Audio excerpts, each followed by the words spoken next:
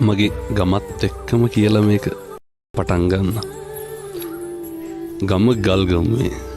ගල්ගමුවේ ඉඳන් කිලෝමීටර් 30-40කට එහායින් තියෙනවා කත්නෝරුව කියලා. හරියට වල්ලලි හැම ඉන්නවා ඒ පැත්තේ. කත්නෝරුවේ මම ඉපදුනේ 1998 ජනවාරි මාසේ 26 වෙනිදා. පැවිදි වුණේ 2007 මැයි 26 වෙනිදා. පැවිදි වෙනකොට මට වයස අවුරුදු 9. ඉස්කෝලේ ගියේ කුඩා කත්නෝරුව සිද්ධාර්ථ විද්‍යාලයට. ගෙදර ගාවින් ඉඳන් බොහොම පොඩි දුරක් ගමේ ඉස්කෝලේ. ගමේ ඉස්කෝලෙන් මූලික අධ්‍යාපනය ලබලා ඔය නිකවරටියේ තියෙනවා පිරිවනක් සමදරාපිටිය ශ්‍රීපාලිත විද්‍යායතනය කියලා. බොහොම කීර්තිමත් ආයතනයක්. දහස් ගාණක් පොඩි හාමුදුරුවෝ ශිෂ්‍යෝ ඉගෙන ගත්ත තැන. ශිෂ්‍යයා විදිහට මම එතෙන්ට 2007 මැයි 26 පැවිදි වෙලා ඇවිල්ලා මූලික අධ්‍යාපන කටයුතු හදාරලා උසස් පෙළ ලියලා විශ්වවිද්‍යාල අධ්‍යාපනයට මම ගියා පේරාදෙණිය විශ්වවිද්‍යාලයට. පේරාදෙණිය විශ්වවිද්‍යාලයෙන් මූලික උපාධිය හදාරලා කැලණි විශ්වවිද්‍යාලයෙන් පශ්චාත් උපාධිය හැදෑරුවා. මම දිල්ලි විශ්වවිද්‍යාලයට සම්බන්ධ වුණා. ඊට පස්සේ ওই කටයුතු කරගත්තාම ජීවිතේ පොඩි හැරවුමක් තියෙනවා. මම අර 2007 ශිෂ්‍යෙක් විදිහට ඇතුළත් වෙච්ච පිරිවෙනේ විද්‍යායතනේ පරිවෙනාධිපති විදිහට මගේ පළවෙනි පත්වීම මම බාර ගන්නවා 2023 සැප්තැම්බර් 27 වෙනිදා. ගුරුවරයෙක් විදිහට නෙමෙයි මගේ පළවෙනි පත්වීම වෙන්නේ පරිවෙනාධිපති විදිහට. එතකොට ගණේවව පුරාණ රජමහා විහාරය කියලා නිකවරටිය නගරේ ඉඳන් කිලෝමීටර් 13ක් විතර ඇතුලෙන් ඔය දදුරුවේ අයි නිරිදී බැඳියල කියලා අහලත් ඇති. අයිනෙම තියෙනවා බොහොම රජ කාලේ ඉඳන් පැවතගෙන එන අවුරුදු දහස් ගාණක් පැරණි ඓතිහාසික සිද්ධාස්ථානයක්. පිරිවෙනේ පැවිදි වෙලා එතෙන්ට තමයි ගියේ. එතකොට වත්මන් ශ්‍රී ලංකා රාමඤ්ඤ මහා නිකාය අනුනායක ගලපිටිය ආගම විමල ධම්ම මාහිම්පාණන් වහන්සේ පැවිදි කරා. ගලපිටිය ආගම වජිරවංශ ගෞරවනීය ලොකු හාමුදුරුවන් වහන්සේ විසින් ජීවිතේ හරිගස්සලා දුන්නා. හාතිගම්මන උත්තරානන්ද හාමුදුරුවෝ එහෙම. එතන තමයි අවුරුදු දැන් 18ක් විතර ජීවිතේ සියලු කටයුතු හැඩගස්වගෙන පෙළගස්වගෙන කරන්නේ. දැන් මේ ධර්මදේශනා කටයුතු සඳහා එළඹෙන්න මූලිකම කාරණය තමයි පවුලේ ඉන්නේ මමයි අපේ අයියයි විතරයි. ඔය කට්ටියම දන්නවා අපේ අයියා පහුගිය දවස්වල අන්තරා වුණා. මේ ලංකාවේ බොහොම ප්‍රසිද්ධ නාලිකාවක මම ඉස්සරළම ධර්මදේශනාවක් පැවැත්වුවේ ජාතික රූපවාහිනියේනේ. අපේ අයියා තමයි මාව එක් කරගෙන යන්නේ. අයියාගේ අඳුරුම්කමට සම්බන්ධකමට.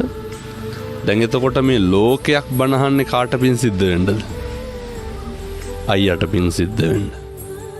අයියා තමයි ඒ ලෝකයට දහම් පණිවිඩය බෙදන්න අවශ්‍ය මාවත හරිගස්සලා දුන්නේ.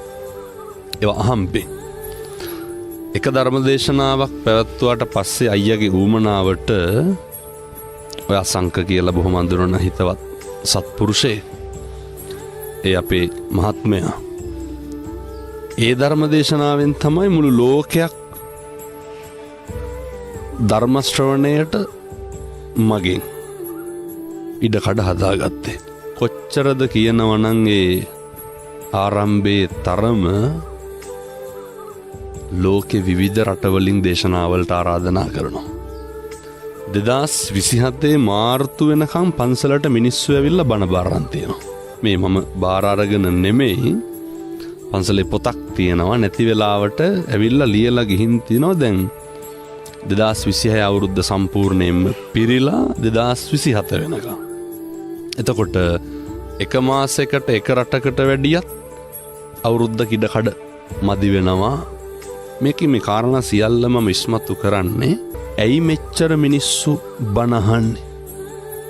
තරුණ උදවිය විශේෂයෙන් මම දැකලා තියෙන්නේ මියුසිකල් ෂෝ වල විතරයි තරුණයෝ හිටගෙන ඉන්නවා පැය ගණන්. පැය දෙකක් විතර පොද වැස්සේ මේ තරුණ මහත්තුරු ඒ තරුණ ළමයි දඩබ්බර වයසනේ හිටගෙන ඉන්නවා දහස් ගාණක් පාරේ. මොකටද? බනහන්න. එතකොට දැන් තරුණයන්ගේ වැරද්දක් තියනවද? නැහැ. එතකොට මොකටද මිනිස්සු මෙච්චර පොරකකා දින ඉල්ලන්නේ? මිනිස්සුන්ට බනහන්න. මිනිස්සු අවුරුදු ගණන් බලාගෙන ඉන්නේ මම එනකම් බණක් ගහන්න. එතකොට පින්නතුනේ අපිට හැඟෙනවා තේරුම් යනවා මිනිස්සුන්ට බනහන්න ඕනේ. ඒකෙන් පැහැදිලි වෙන කාරණය තමයි මිනිස්සු පිච්චෙනවා. මිනිස්සු ගැටලුවල ඉන්නේ. මිනිස්සු හරි ආතතියෙන් මිනිස්සු හරි පීඩණයෙන් ඉන්නේ. ඒ ආතතිය සහ පීඩනය මත මිනිස්සුන්ගේ භාවයන් ක්‍රියාත්මක වීමත් එක්ක හොඳ නරක තීරණය වෙනවා මිසක් කල් මිනිස්සුන්ගේ වැරද්දක් නැහැ. තව එකක් තමයි ඔය තමන්ගේ තියෙන බාහිර හැකියාවක් පෙන්නලා ඒ සේරම යට කරගෙන යනවා පින්නතුනි දේශනා ප්‍රාතිහාරයට. තථාගතයන් වහන්සේගේ දේශනා ප්‍රාතිහාර නොතිබෙන්න 62ක් මිත්‍යා මතවලින් ගහන වෙච්ච ඉන්දියාව මුළු ලෝකෙම මේක වැළඳගත්තේ. මූලිකව කියන කරුණු මිනිස්සුන්ට බොහොම සරලව තේරුම් යන්ට තථාගතයන් වහන්සේගේ තිබ්බ දේශනා විලාස ක්‍රම අතරින් උන්වහන්සේගේ ශ්‍රාවක පුත්‍රයන් වහන්සේලා හැටියට භික්ෂුන් වහන්සේලා වන අපිට හදාගන්න උත්සාහ කරන්න ඕනේ. නමුත් අනුත්සාහක වෙනවා නම් ඒක හරි අපූර්වයි. අල්ප මාත්‍රයක් හෝ වේවා අප්‍රමාණ කරුණාවකින් මේ කාරණා කියනවන අවංකකම කියන එක තියෙන්න ඕනේ. ඕක හදාගත්තේ කොහොමද? මිනිස්සු ගොඩක් අහනවානේ හාමුදුරු බණ කියන්න සල්ලි ගන්නවා කියලානේ. මම කවදාවත් ධර්මදේශනාවකට මිලක් නියම කරලා නැහැ. එතකොට කියයි ඒක නොගත්තට වාහනේ හයර් එක ගන්නවන්නේ කියලා. නෑ මිනිස්සු එහෙමයි. අපි තමයි කියන්නේ දුර බලලා අපේ රියදුරු මහත්තයා කියන්නේ ඒකට ගැළපෙන ප්‍රමාණයක් දෙන්න කියලා. ඒකට උචිත මුදලක් නියම කරන්න. එතකොට මේ මිනිස්සු දැනගන්න ඕන කාරණා මේ ලාභ පුද්ගලික ලාභ ප්‍රයෝජන මත ධර්මදේශනා නොකිරීම ඒකාතක ආශ්චර්යයක්. මේක මිනිස්සු වැළඳ ගැනීම. මොකද මිනිස්සු බලනවා හැම වෙලේම හාමුදුරු උසාවිවල නඩු කතා කරන්න ලෝයස්ලා අරගෙන යන්න. සල්ලි දීලා ලෝය කෙනෙක් ගන්නවා. නඩුව කතා කරලා ඉවරුණාට පස්සේ බණ කියන ඒවා එහෙම වෙලා බෑ. ඒක හාමුදුරු කෙනෙක් සල්ලි දීලා අරගෙන ගිහිල්ලා බණක් කියවනවා එක සමානයි ලෝය කෙනෙක් අරගෙන ගිහිල්ලා නඩුව කතා කරලා යන එකට.